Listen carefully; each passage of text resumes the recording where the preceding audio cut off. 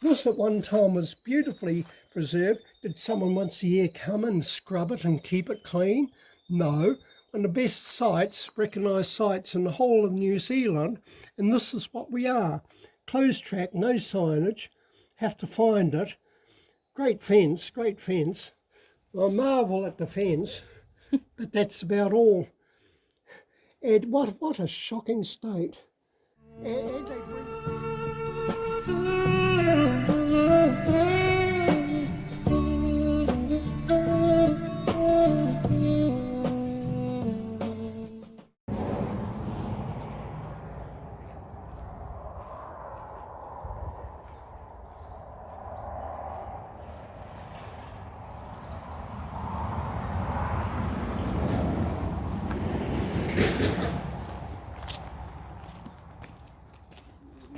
Now this is the signage, left and right, and we've put pictures here, and if you we'll revisit it later. But I advised on this. This is basically my narrative, and with this, and it's from my class group, Kumatua, to be there and approve with it. Left for the afternoon, we're going to call in at the Runanga Ngati Tahu Ngati Whaoa, and the logos Ngati Tahu Ngati Whaoa are here. We've just been to the office, and it's clearly seen on this side, Te Runanga Ngati Tahu Ngati Whaoa, and all these lands go right here over toward Murupara in the original awards. And where we're going to is officers going down the road toward Murupara, and we tend to meet 1 or 2 representatives there, and from there we're going to the famed carvings of the Waka carvings, which were considered one of the most important North Island, if not New Zealand, and just from there, just to see we can find. Formerly it took one person 3 hours to find, and we're hoping to do it in lesser time for the remaining hours of the day. And from there we'll give some brief explanation of the historic context of the cave. You had the mother, Waka Rock-art. She had her places. She had her places here, cultivations, kind of. Nowadays, we're looking to find a roofing or a wire strip. There's a couple of old blades that are lying around there, to be honest, and a couple of old silver blades. Yeah, but yeah, fucking That looks amazing. At the back of his house, you go for a little walk, you're walking in the bush and there's carvings all over the place. Joe Kim. Oh, and he's And I was fortunate because he carves wood. when the plant She's was the rock carver. 1927, put a radius around, and the people even same distance overland to TeWhare, they had. There's a red marker. Okay. I can hear a car coming. Woohoo, we found it. Sure, Peary.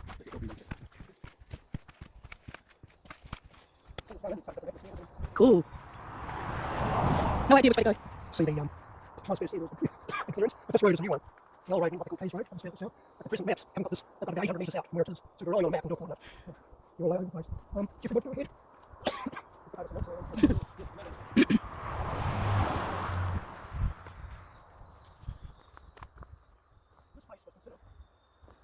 This place was considered one of the great heritage sites in New Zealand.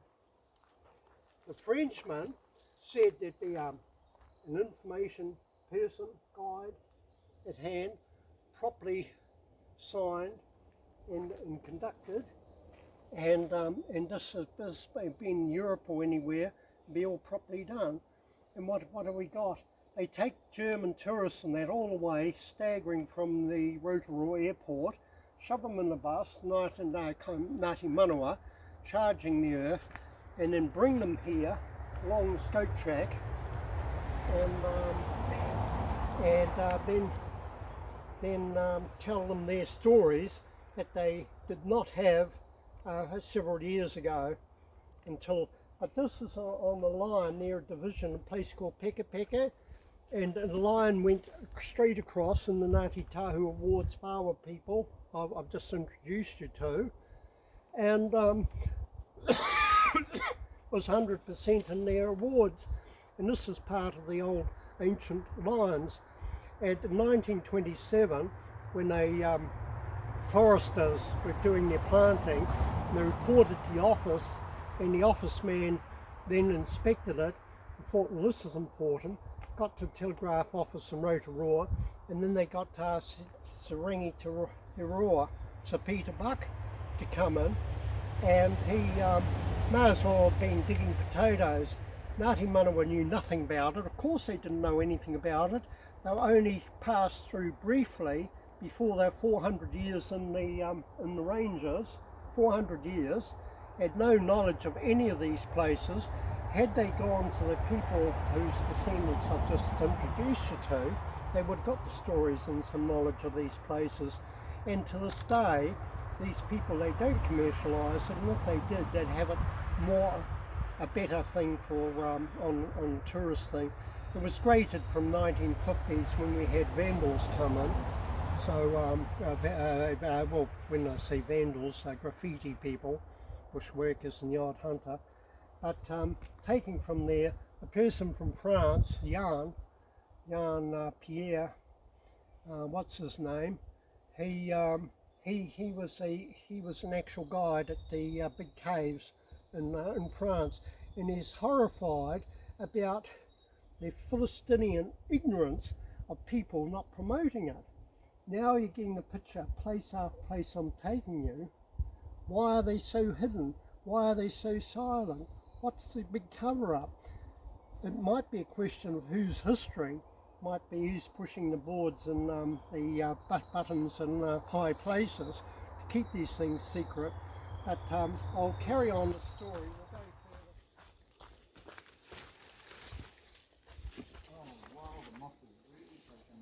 No, that there should be no moss.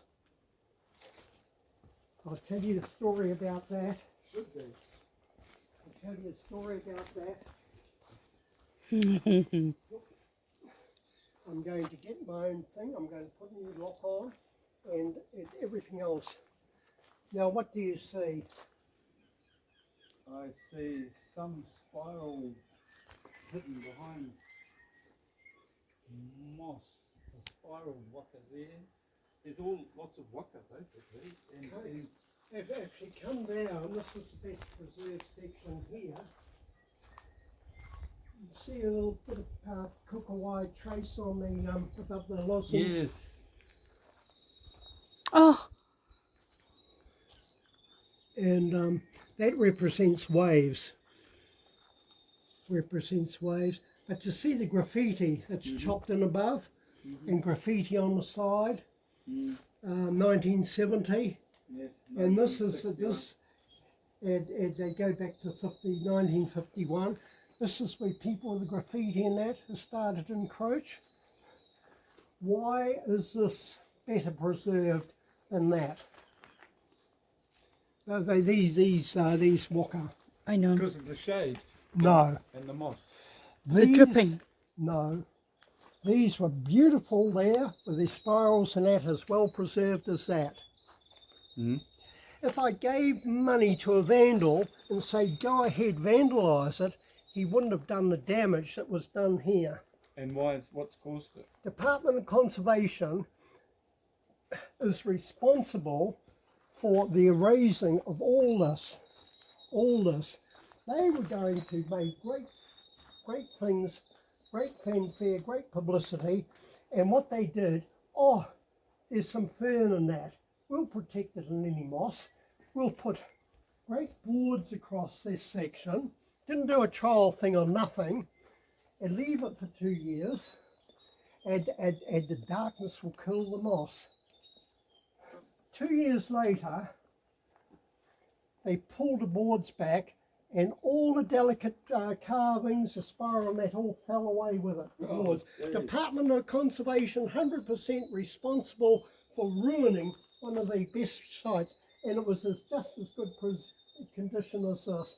So why didn't they just put wet and forget on it or something like that? Oh, no, I've got all the material, all the information on that.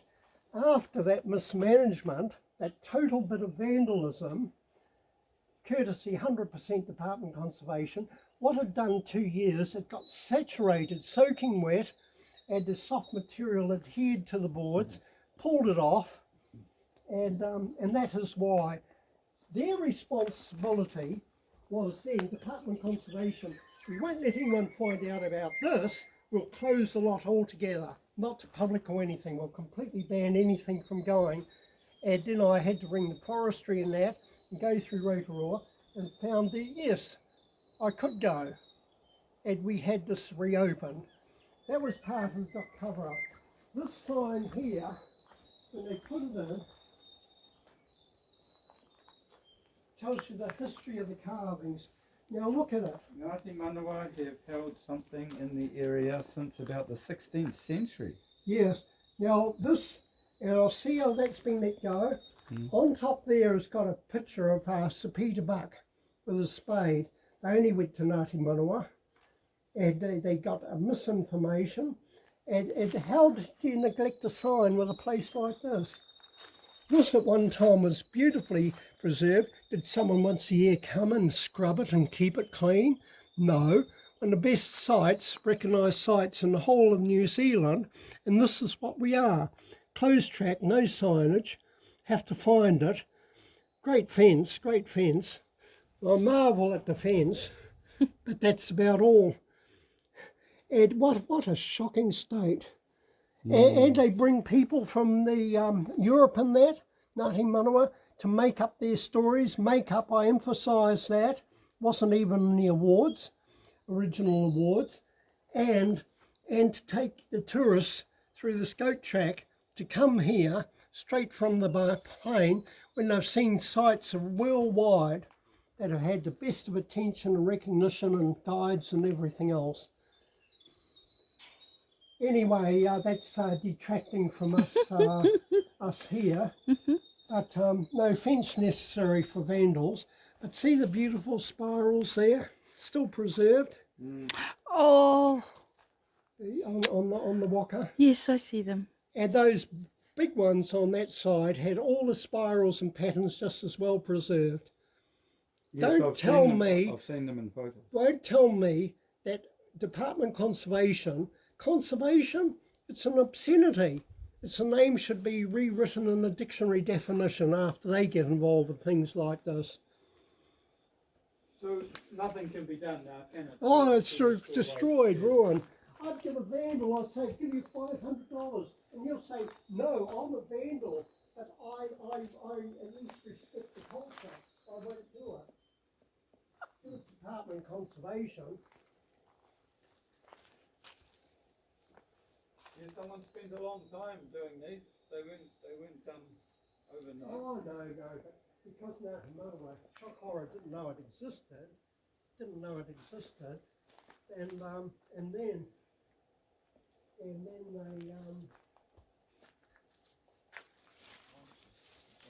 the design of the Waka shows these people went inland, went entrenched inland as a small group. Going up the river.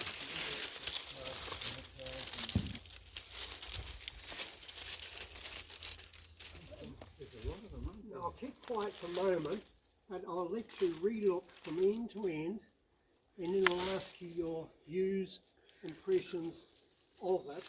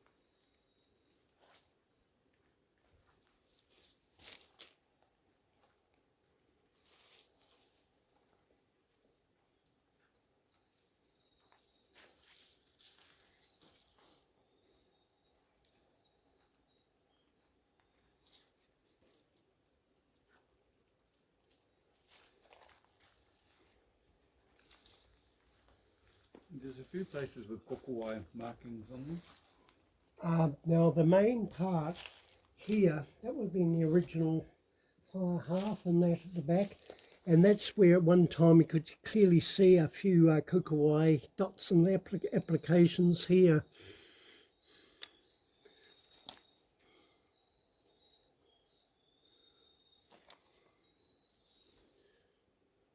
It's interesting that the whole cave is dominated by one central theme, which is waka. You know, there's a face, I've seen a face there, but that looks like it's a modern face. It doesn't look like it's an old face. That face is more of a modern one. Yeah. And there's a couple of kokowai dots near it by it. And I haven't seen those stripe pattern, you know, that's quite a unusual early Māori pattern, eh? The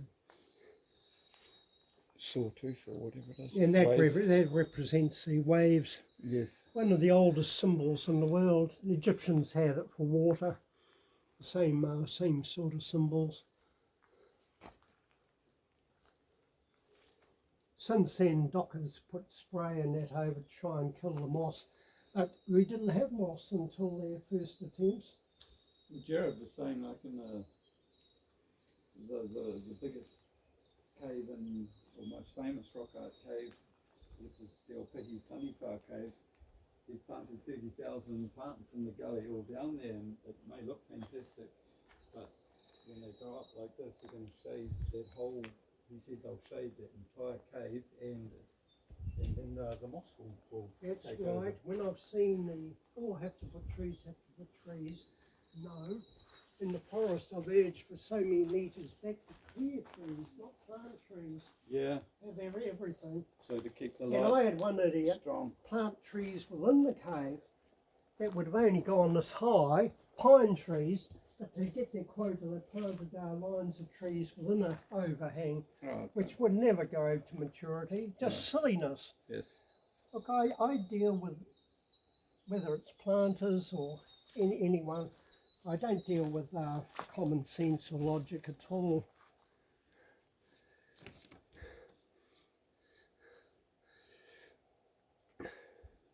I can still see a lot of stuff underneath that moss, eh?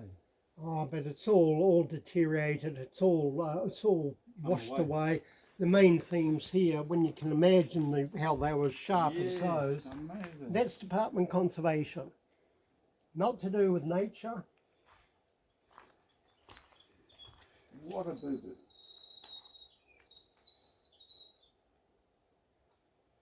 Now they won't admit to them, in spite of my records and their publicity and patting themselves on the back how clever they were.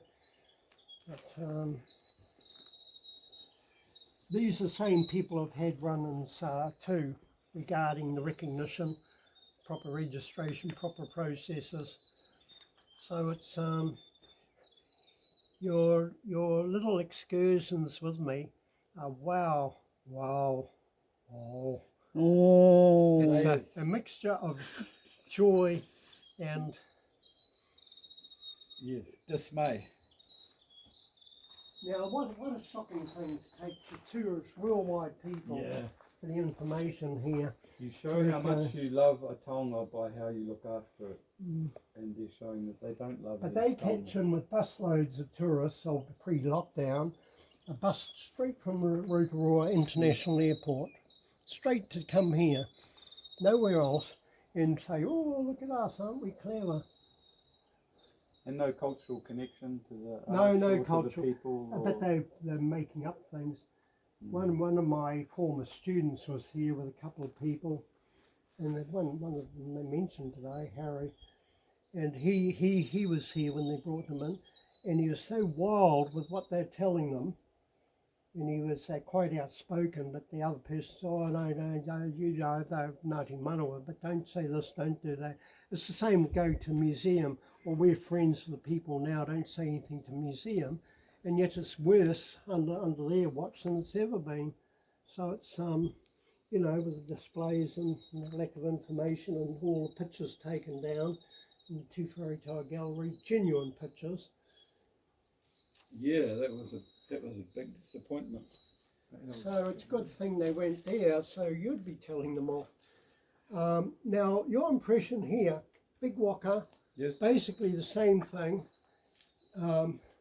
just as finely done, but more of the wave patterns here, and it's an added process of time. But I want to give you now an impression. My own one was where the original sitting was here, and that's what you could one time see a few little ochre applications done here. I think the spraying too has started to remove some of the finer Kilkawai marks. And but when you come this side, the rock is harder. The rock is harder on this side, and the designs on harder rock do, if you examine them, somehow mix a little bit over there, but you've got a fine spiral pattern chiseled. You can see one there. I think there are two of them. And what do you think's made the chisel marks? Was it Pounamu chisel or? oh, it doesn't have to be Pounamu, anything that's harder than the rock they're working. But here they've been carefully and deliberately etched out. But this, I believe, this end is the original end, harder rock, and applied there, and then and the end ended up right to the other side, much bigger ones, and the designs of the ones at the far end do differ. The waka, if you compare. I've sketched them all out end to end, scale sketched them, and I've taken photos over many years with the various changes. Wow, so you'd have quite a good... And that's before I got the before after of that shocker. Yeah. There. Before the Department of Conservation came, after they left.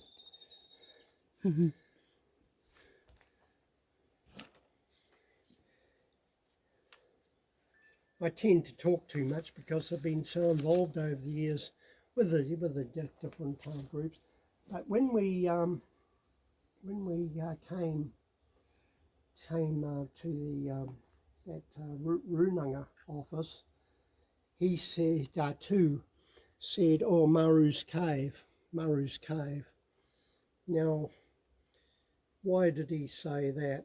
He's a tutor from Rotorua in Advanced TeWhare, so he took my class of elders over, sat in last week, and then it was he that I turned my class over for a year, 12 months advanced TeWhare instruction.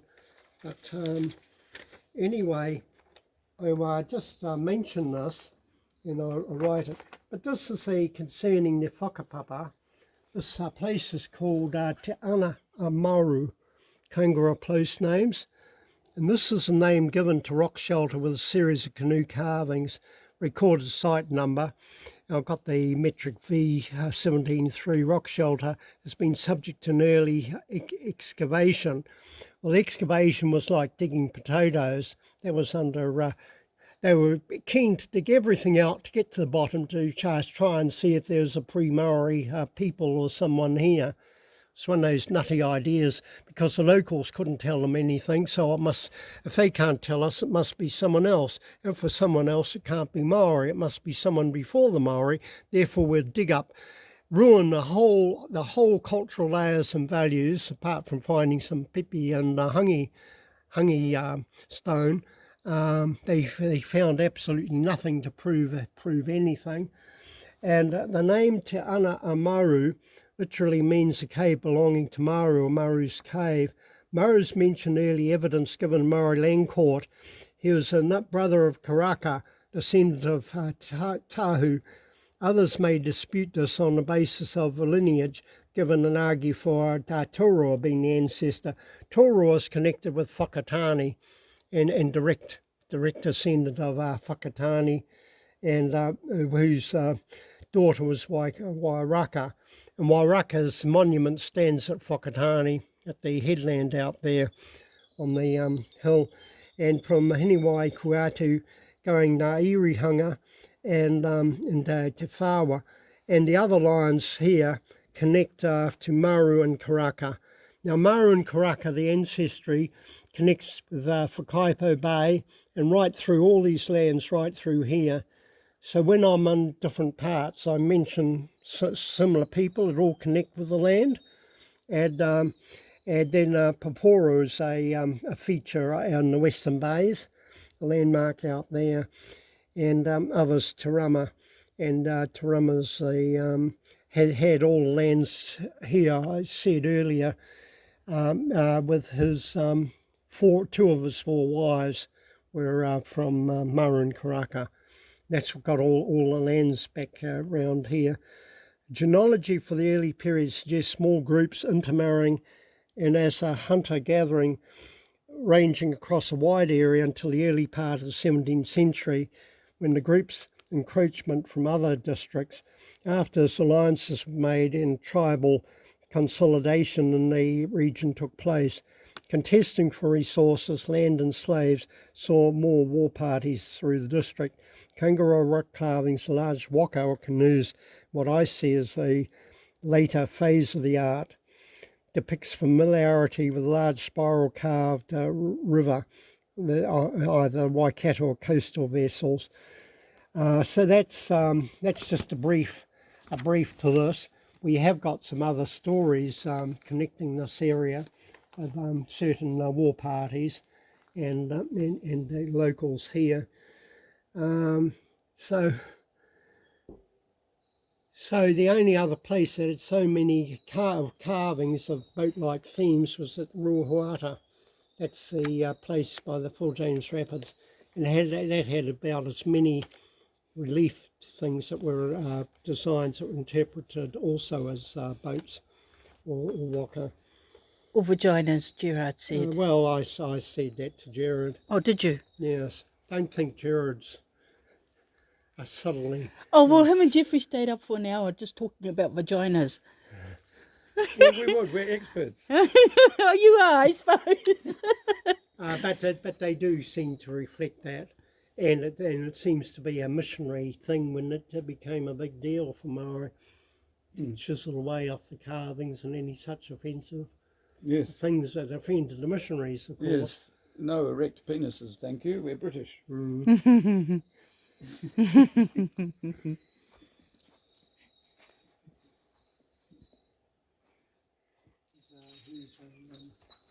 that place there with the tongue? It seems to be a more recent addition. Oh no, Māori would make a face like that. And there's a couple of over here. See here, you see a couple of oaken marks. See the finger mark dips. Yes. That's like your dots and dashes. I wonder why they were what they were. That's standing height. Signifying. And the factors are not generally or applied, and they're put there. That was a deliberate application of the two marks over the designs there.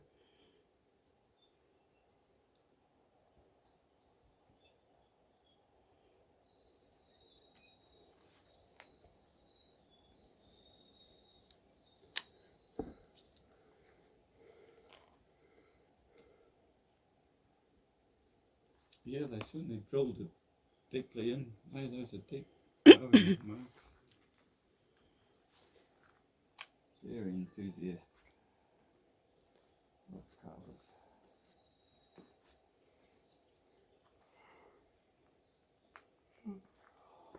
It's done in a very classical.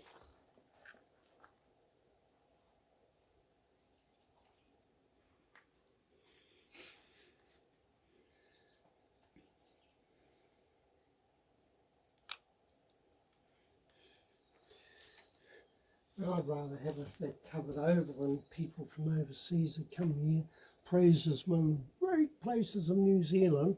And then they say come that. and see this dog's breakfast. Yeah. It's, It would only take one person once a year to come in here. I know. And I would have done it if I had a key, just for my own time. And this is why the Department of Conservation, I found, had no authority here, nothing here apart from the big thing, doing that mess, and walked out of it. As soon as I found they had no authority, no gazetted land and that aside, I overthrew the whole thing and the challenges, and I, thanks to Ngati Manawa, how are they coming in? They don't give a thought that of all the work and hard work and that went up to it. But anyway. Who put up the fence? Was that Ngati Oh, Manawa? no, forestry. Ngati Manawa doesn't spend a cent. This was put up by the forestry people, not Department of Conservation, not any group. It's part of the forestry people themselves. What is? And that's when they had the key. And in the end, in the forestry with the leasing off all lands to the overseas, they then took the key to that gate that they had in the office, went to Rotorua and dropped it off to someone. Oh, you're Ngati Manawa, here's the keys for this. What a joke. That was years ago. This hasn't been opened in years. No, but It's rusted solid. yes, I know, I'll deal with it. That won't even open now. I know. Even with a key. I know, but I'll deal with it. But then I might. I've had concern here. But So for future kaitiakitanga, what guardianship things could be, do you think, put in place other than keeping it clear of moss, keeping the undergrowth back? Is there anything you think would help other than keeping conservation department out? well, the conservation department aren't in it now. No, I'd have. If this is going to be done properly, and the fact is they're bringing tourists, the Ngati Manawa are bringing tourists worldwide by the busload, for money, and not doing anything for the no. actual So, site. so to me, the office is the one key one down there, and the promotional things, and get a proper management thing in here, because they are due on the return of lands in probably about 15 years or so now from the lease lands. Because I think two said to you about being leased. Yeah, they don't own these. Well, they own the land, but they're all Yes, leased the out, land. so they can't control what happens No. here at the moment. Leased to An American university, and they bought the whole forest for their investment retirement funds Oh, from people in the United States. good for them. How does So that even happen? it saw the loss of hundreds of jobs, and now they're only going harvesting bit by bit as needed, not necessarily replanting and that. So it's Americans' interest solely in the dollar for their investments for the retirement funds. And Harvard, I think it's Harvard Universities for their this is one of their investments is forestry, the lands of their trees. Yes, I don't think we as New Zealanders have any benefit. Yes. Now, Sabine Buckingham says, no water in the middle of nowhere. No, they're unaware of the village up near the Kaingaroa village, the old one, the Addison, were suddenly all given to Ngati Manawa. Oh, what's this? What's happened to those? But I did find only ones who walked the land. I did find less than 200 metres away a little creek just down from the site. It's Peter Buckingham said, no water, nothing there. But he had big claw shovel-like spades and was digging blazes out of the place to try and find non-Maori artefacts, because Ngati Manawa, who he was misdirected to contact, didn't even know this existed. So if they didn't know, it must be pre-Maori. And if it's pre-Maori, we'll get the best person of the day, the ethnologist, Peter Buck, and he dug the blazes out of this. Have they been carbon dated, these carvings? Look, Peter Buck 1920s, such things didn't exist. So it's never been carbon dated. Carbon dating or anything. He destroyed the levels that would have given the carbon and the actual context of things here to get both the context and the samples and that carbon dating. But because it's proven to be a very hard thing to do for all the Te Whaitaima rock artists to carbon date it. Every sample they've tested's come back as crayon, which is pretty sad. It means every single well, with one's this, if this had been touched, we would have got we would have possibly got in context, even with the chippings from their carvings, in context of ashlar or something to get accurately carbon dated. But in those days, such things didn't exist. It was just artefacts, mostly digging artefacts for museums and things. They didn't find any here, apart from pippy shells. Oh, and hungy stone. You see one lying on the eaves there.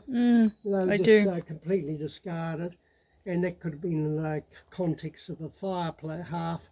That could well have been be accurately dated.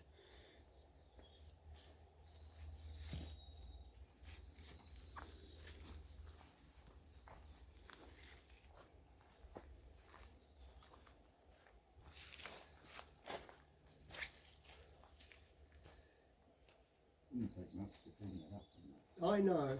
It wouldn't be much for me. Yeah. But then I've got a photo when that was put in. It was in pristine condition. A lot of the signages I've noticed on things, they don't stand up very well over time. You know, within 5 years, you're looking pretty shabby.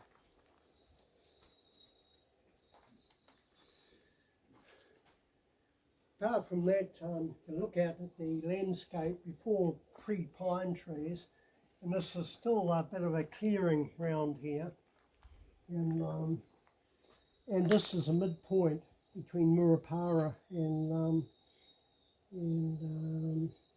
say Rainbow Mountain area, midpoint, and there was certain ranging for the people. These midpoint places without up to 10 kilometres from each other, and places were harvested like Lake Rutakawa. Ducks were taken to Whakaipo Bay, and in a straight line it's about 10 kilometres. Araki Karako, which is about 30 kilometres round by the going by the river, overland's only about 10 kilometres almost to TeWhare and places like that. I'm sure some of these are in good condition underneath that. No, I took a photo This one, before yeah. that, but a lot were lost. You've got little bits and pieces. Because I can still see where the moss is, you know, like covering over the spirals, and they would still be under there, the spirals. If the moss was killed, it would reveal them. They have sprayed to inhibit the growth. Initially, what they did was to make the moss come rampant. See, you're not really getting the moss over there, are you? No. And you didn't really have the moss the same. It's only when they started spraying and doing things. So if these little standard pungas weren't here, they would let a lot more light into this area. I mean, that's where all the light's been swallowed up. The picture I got of Peter Buck taken down there, all this is quite open. There's no trees, there's no pung or anything. Yeah. So it's something really to consider, isn't it, for the preservation of the rock art, is the undergrowth. Undergrowth.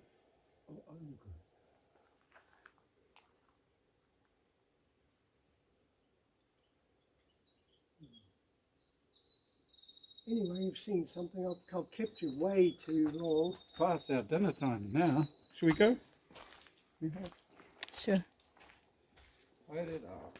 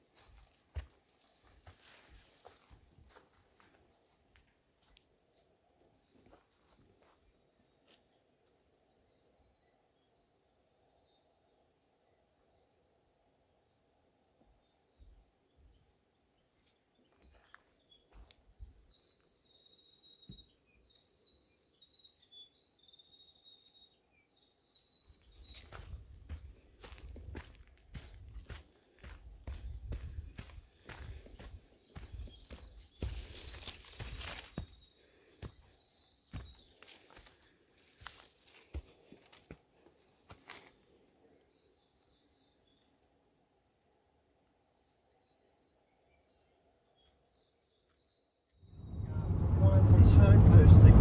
Well, this is reality. The people are there, the resources are there, the money are there, but the will's not there. No. Or the love for the art.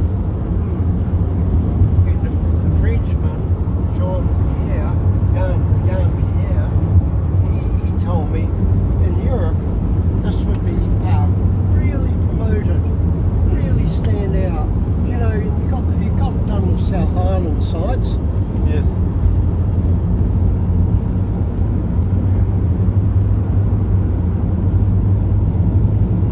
It's because tourism's almost a dirty word, it would seem, for Māori, or some Māori, not for Ngati Tahu. We love tourism, but they haven't embraced it up here in the same way. You know? Well, as I say, I can only put it down over the years to the altitude and the water, what's in the water we drink. Because there's no reason working with Maori people, north, south, coast and South Island, I don't get the same type of responses. Well, that's the long road I was thinking of. It was just past there, past this elbow. That's the elbow, the bend I was talking about. The site past there. I've been to 1,200 compartments on this forest. Personally inspected 1,200, and that's one of them. Well, that must have taken you a while.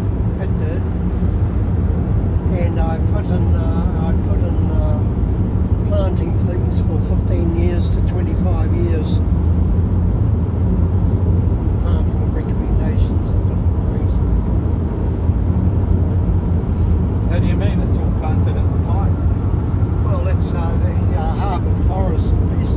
Before that was, when I was doing this, it was run by Fletcher's. Fletcher's. Yes. And then and the whole lot was sold out to Harvard's. And now it's a minimum of wage, minimum of workers and contractors, and it's sort of just ticking over.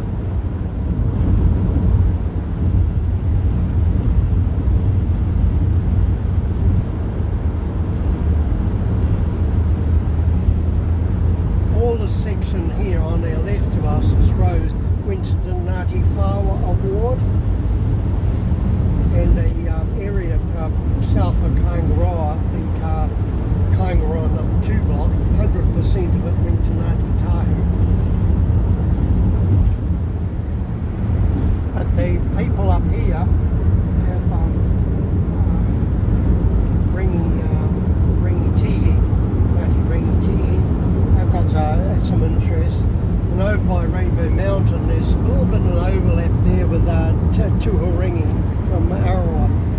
I noticed in that map in there at the centre, that's got other than just those tribes in there, because Ngati Tahu has whenua in those very places within that boundary that I was looking at. From my reading of maps. Ngati Tahu we're down the western bays. Yes.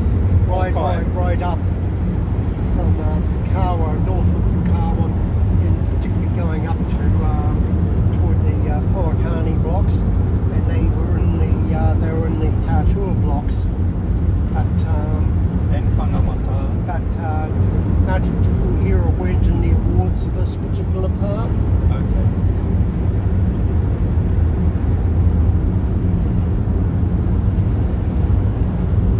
Yeah, we tried to find out, in that Whakaipo Bay Reserve, we tried to find out whose it was, who was entitled. What do you think? Why do you think there's smoke up ahead?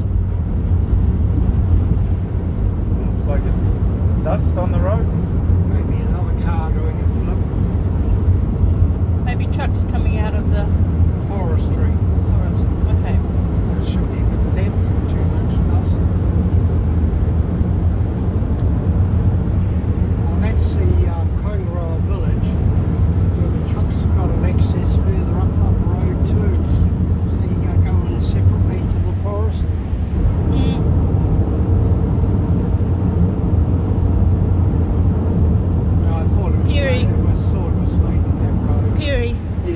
drink? Oh, risk it. Yeah.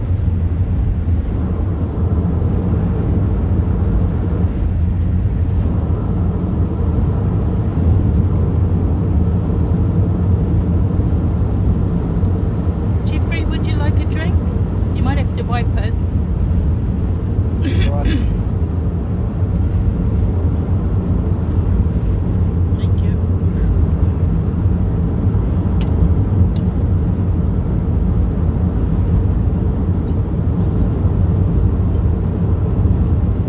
As I say, 1,200 compartments.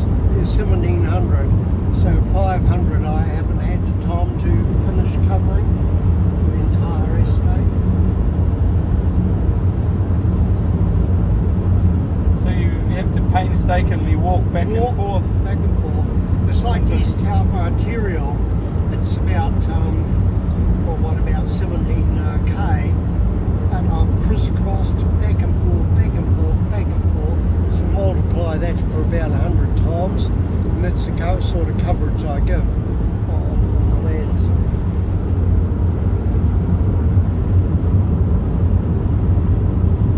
So you're working off a GPS to make sure you're going No, to I have visible I have a compartment map and a physical map from road to road, area to area, Oh yeah. block piece to block piece. Remember, I'm not dependent on any of that because I'm inch to the mile with compass and pre GST and all that.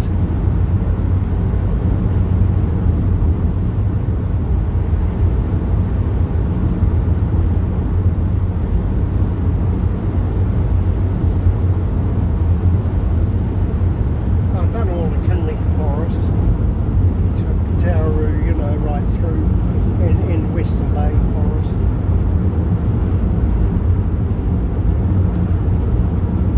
Haven't quite finished quite the other side of the Turiora forest, but it's not walking once, it's systematically analysing, investigating and crisscrossing over.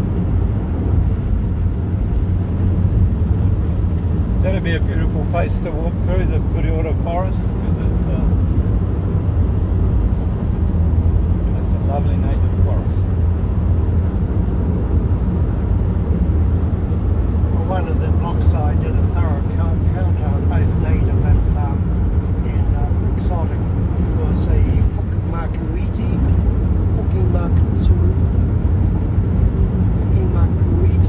block, and then the Marae Roa blocks. So I've done reports and groundwork and all for that, and then I've been over blocks over toward Tolmoranui.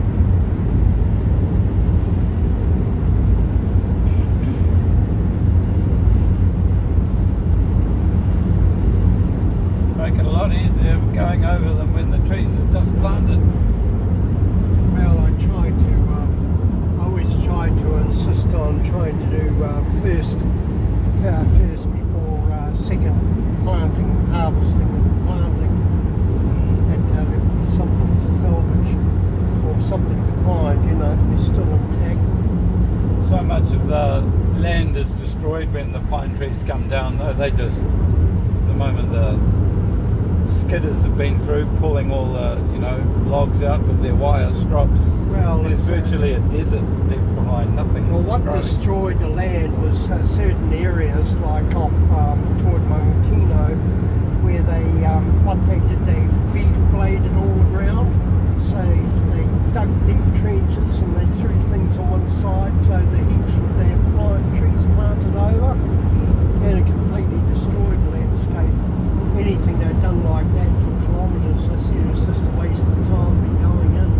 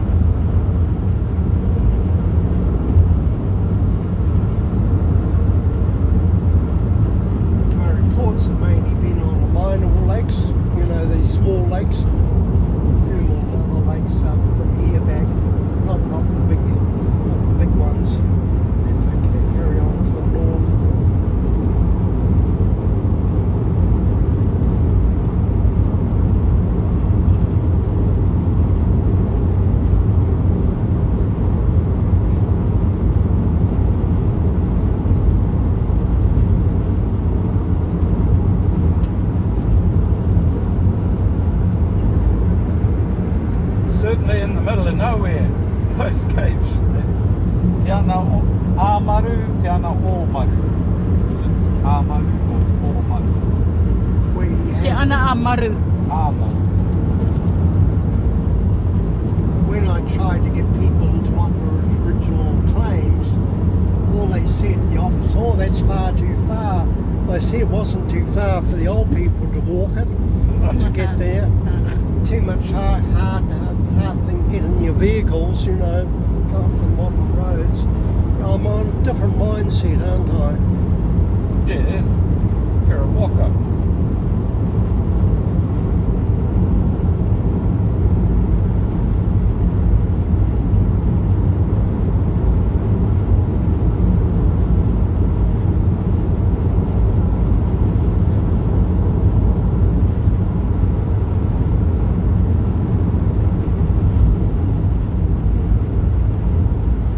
Where were you thinking of stopping? At the place we Centre. stopped at this morning, Centre. and we'll just do a little intro of where we are going to. You don't want to do it at Rainbow Mountain at the Sure. shelter there. Yes. Because There's a that's shelter there.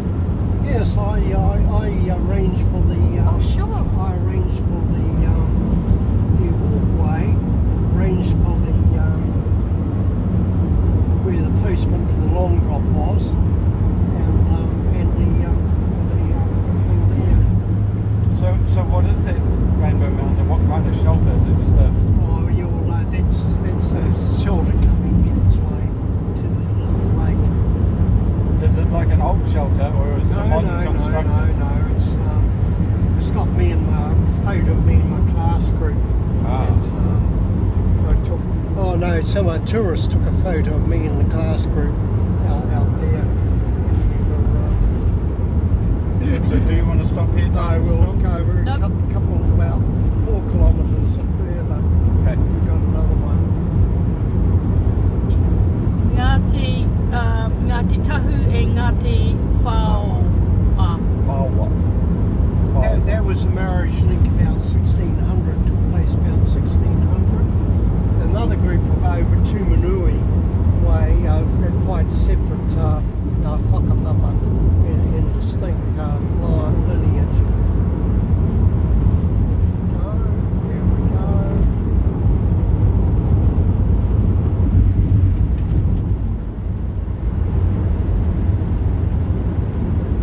Ata. Papa.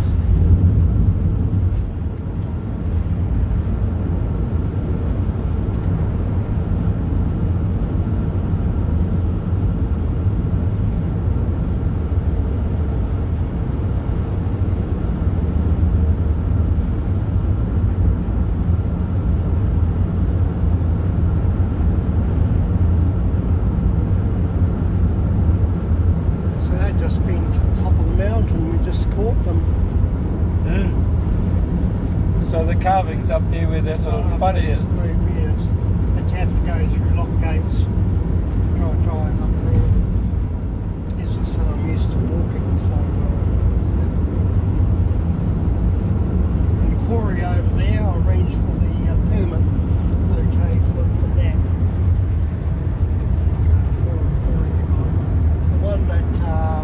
The one was at Okaraka, Lake Okaraka, and after working 1940s, I remember them working there in 1940s. The one that at the same group, they've got new quarries here. So that's a new quarry. Quarries completely laid out.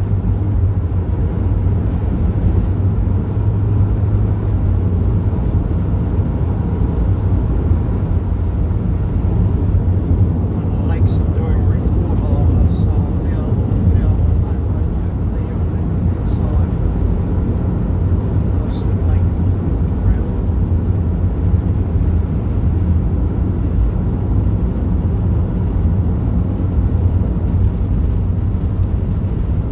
So Maru, was Maru Ngati Whaoa or... No, not Ngati Whaoa. Ngati Whaoa only came in yesterday. Ngati Ngati Tahu. Whaoa came as just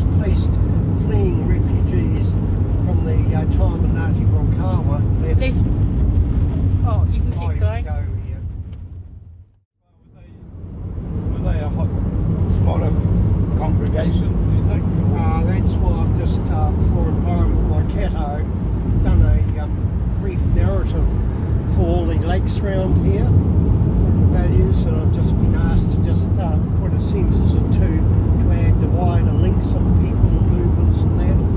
But this, as I say, there was a settlement down here, battleground site here, battle was fought, and just round the corner, not on top of the hill, but round the corner and rising around, there was a Ngati Whaoa park.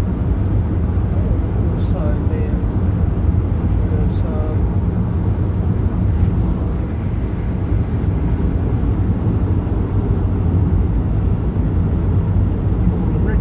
ridges on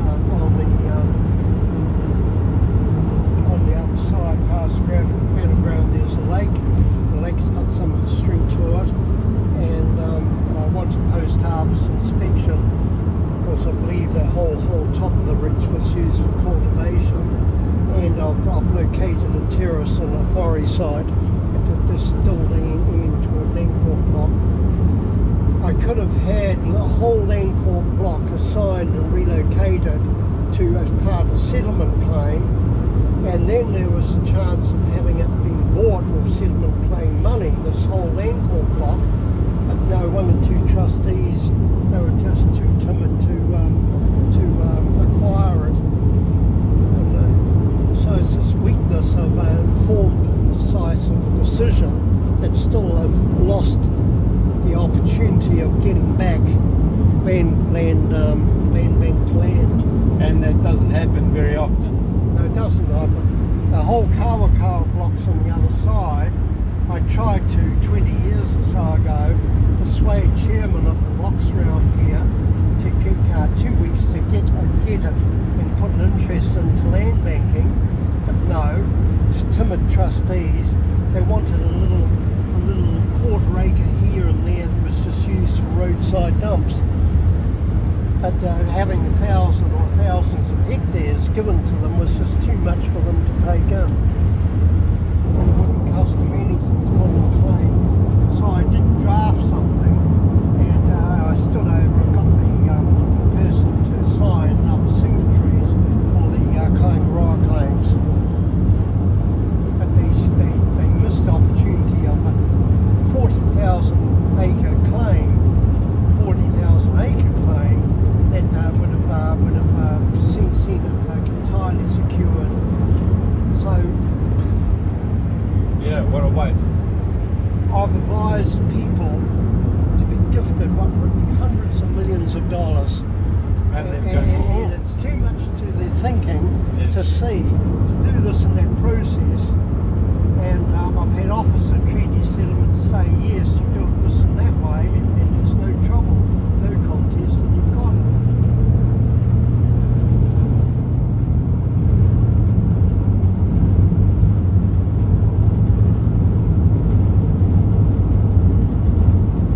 Well, they certainly got some bad advice then. Well, it was just the way they were thinking. And so in a small way, it was saying, why haven't they, if this important site, they didn't listen to protect it? Okay, well, we've just been to one. We've been to one, but the others, like others, no action passed, and just a difference to people that wouldn't have taken any more than a little bit of time in their own words to secure these places. And so it's not a matter of the Crown's taken this, the Crown's taken that. The opportunity is to get redress from the Crown, return from the Crown, compensation from the Crown. It's just beyond their ken.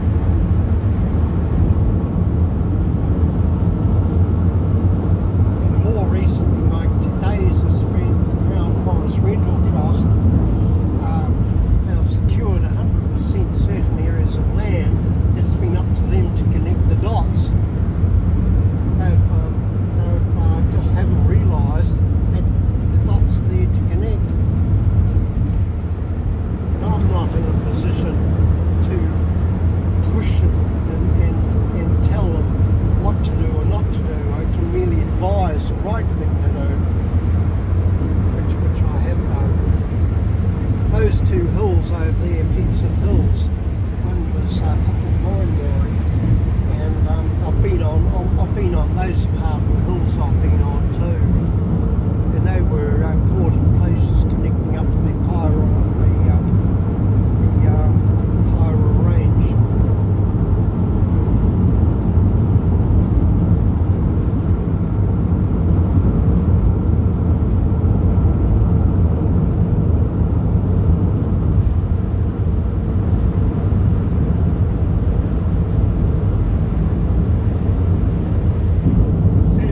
Thermal springs in there too, in the land there. But I think GNS science people are dithering over what's the correct Maori name. And I told them the name after local Maoris told them the name. And so people feel quite slighted that people being born, raised in the area, tell these people from these departments the name, and then it might not be right because it disagrees with our map. So we still get these funny political correctness going on right here and now.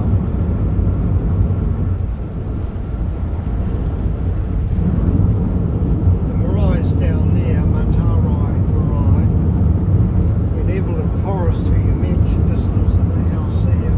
So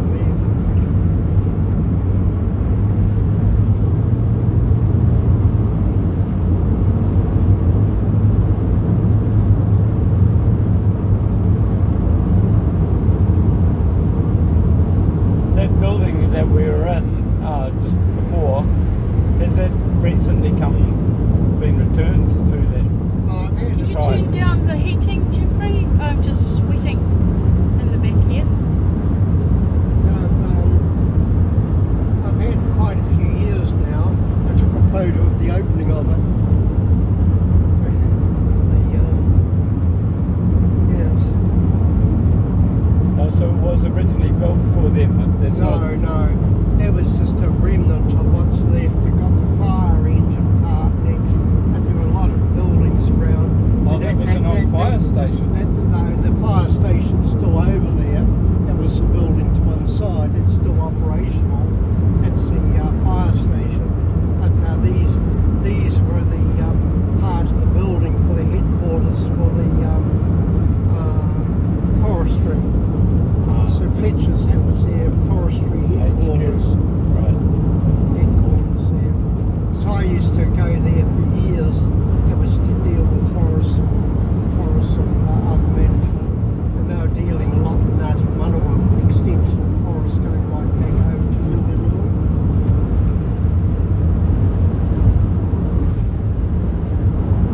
So I'd sometimes go out with forestry people to point out things to Ngati Tahu, Ngati Whaoa, and Ngati Te Whare. Ngati Tahu. Ngati Tahu is at Murupara, because you're Te Whare. And I worked with certain Te Whare families,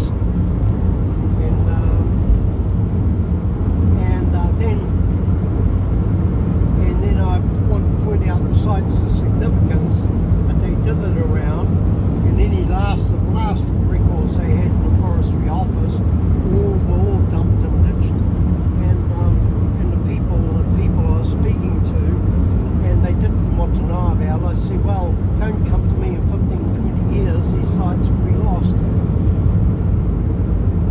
So I go all the way from Taupo to Murupara, and then miles inland toward Minganui, and point out this and that, just to be met by indifference about the old Para and Murupara in different places.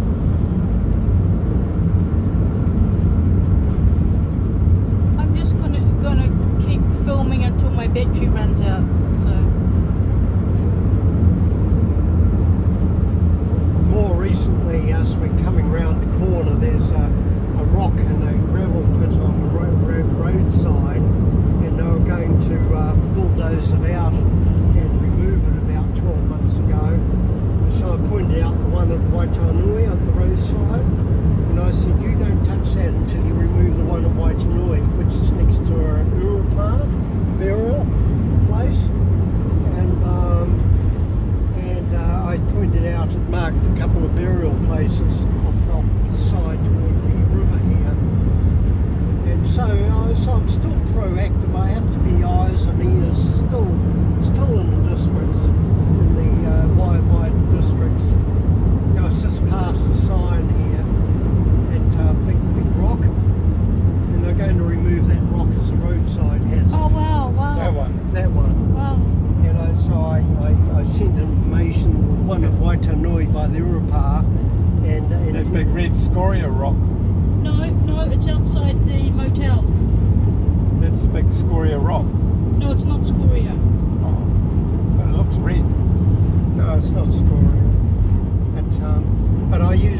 rocks as an example. Why wasn't that 40, 50 years ago removed for road widening? Because it was a burial marker, yes, it of was. which the more modern Urupā is. Yes. And never mind, it could have had burials on both sides. So I used Waitanui rock as an example Yes. to say that one. That's the Waimahana marae. Which one? Waimahana, that person, that Iru we spoke to, he's the chairman of the marae we've just gone past. Yes. That's Matarai.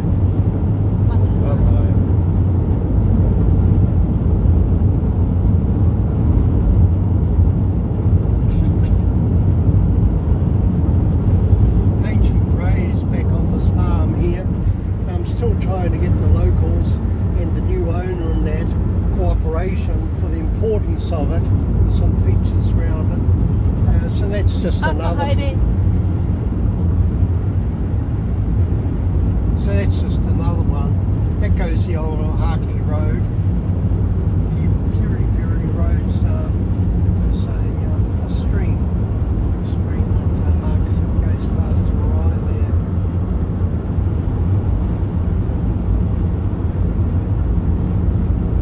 I mean, anywhere you can take me to in lands far and wide, too far a time not, I've got issues with, but can I get any of the issues even taken notice of by the people living there? At the top of this rise, Jeffrey, there is a place to overtake this guy. Hopefully he will pull over a little bit so you can whiz through.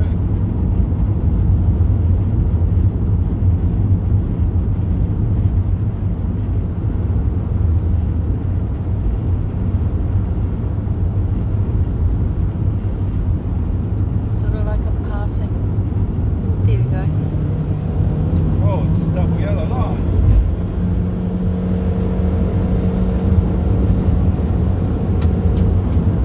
I've cleared all that land there and they're going to put all glass houses, hot houses, Really? a geothermal connection and, tomatoes and the whole lot. Is it a Māori trust doing it or? Completely Maori owned land, 100% Maori owned land and the Maori Trust. That's all part of the groups I work with. So they asked me the okay for that. We're going to have a relocation on Marae site, that was one of the considerations. That's why I could point knowledgeably and talk about it with the Kamata and that we've had years ago in the past for other issues on the same land. And all this here is Crown land, or Crown land on both sides, and that's where Wairaki Pastoral have got it for farm conversion from pine trees.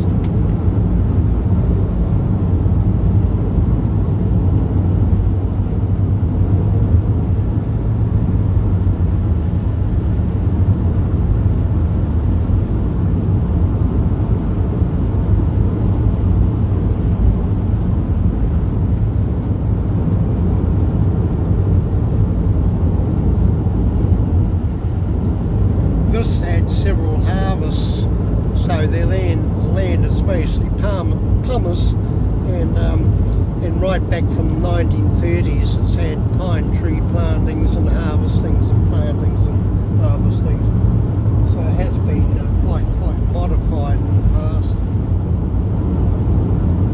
Must be quite poor the soil then. Poor soil, ideal for pines, and they took me with a big machine and the pride and joy to demonstrate how they could get a mature pine tree, cut the base and spit out chips as a ground cover on the ground. So a lot of these trees near maturity and half matured just cut down to waste and chipped for this then to quickly sow over, a bit of fertiliser to put it in instant farm conversion.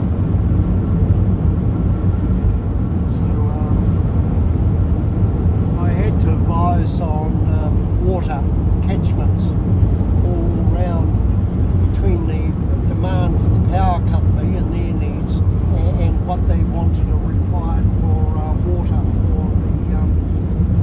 for the farms here. Another one in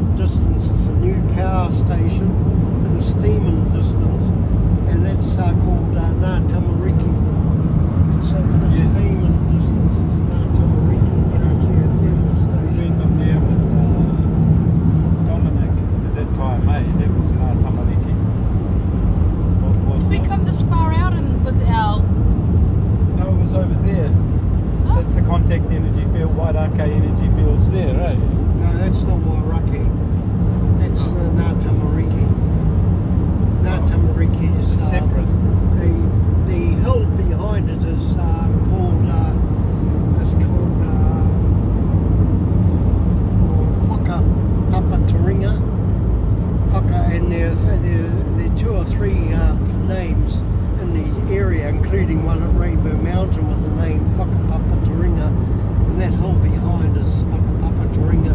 At the foot of them is Tamariki Springs, and it's a springs at the and Tutukau Road goes behind the Tauraki Kroko, and that's where it's called a geothermal power station, or the site for geothermal power station, and that's why I had to get an assessment for the approve the location of that, and I had no less than 6 urupa to find and set aside in my report for the power station. And before that, been all pine forests, and then the trick was to get the urupa set aside from the farm conversion. And it's been a long battle, because originally I was dealing with Carterholt Forests, and they sold all their interests out to Fletcher Challenge. Fletcher Challenge ignored and bulldozed all the urupa signs down, cut all the protective trees, and knocked down all the fences marking the urupa. So much for Maori in recorded sites and Maori sites and that. So name me anyone, say, oh, they're responsible, I can give a negative on the whole lot of them. And it was one of those that I was with Taxi Kapua that time. The bridge was just one of the ones we identified. Two reburied bones had been unearthed. And nowadays, thanks to Fletchers and the contractors who ignored the signs that were part of their planning maps, flattened a whole lot. I still can't find, never found what happened to concrete slab on the place. So it doesn't cost anyone anything to leave marked, fenced and planted round urupa, but you've got this mentality between contractors that think it's a joke to come across the Maori side.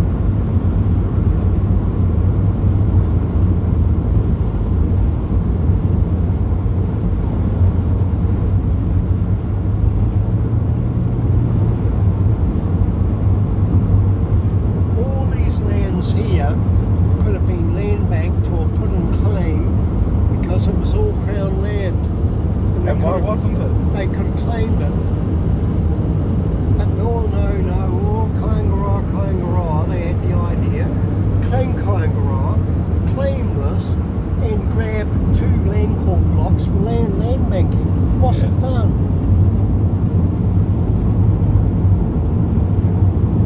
As I say, if I had a say, it would have been not the little bit they've got now, and be moaning, oh, we had this, we had that, when there's a chance to get everything. Much of that.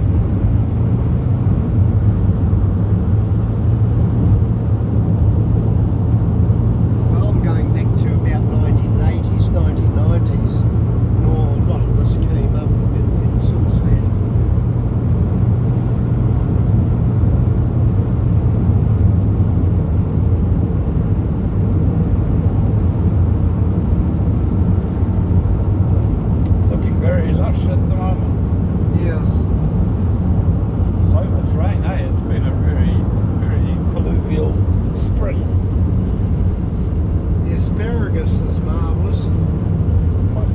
Anything to see at was it Brian's place?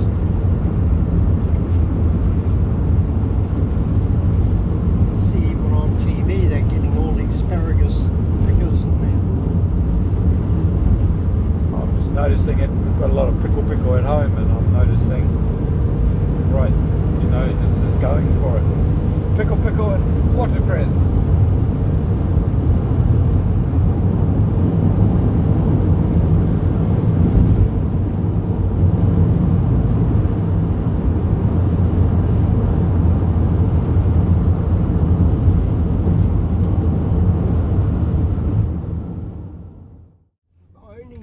The archaeologist that did it was Jared O'Regan. You've been misled. You're completely. Don't even bother going and asking questions and getting misinformation. You've been fed wrong people, misinformation, 100%. And it was Jared O'Regan. Keep I've got going. photos of him Oh my excavating in God, there. It was Jared. This is why you're being misled by incompetent people that should change their name, go voluntarily overseas for 10 years and come back apologising for their ignorance and the misleading ways. Straight ahead and turn right at the intersection, Jeffrey, and then left onto Birch Street. Are you slowly getting how your information you're getting by certain people are 100% deceiving, and there's either something wrong with them, or they're deliberately deceiving, or they genuinely believe The rhetoric. People will believe what they want to at the end of the day, what suits them to. And as I say, the workers come to me and said, Terry, it's exactly where you pointed out to us before we started our work, with the 17k exactly, not maybe somewhere vaguely, that these things were found. Then pick it up again. Oh. Okay. Wait. I think that looks like kokowai from the early 16th century. Just a moment. Yes, by Jove.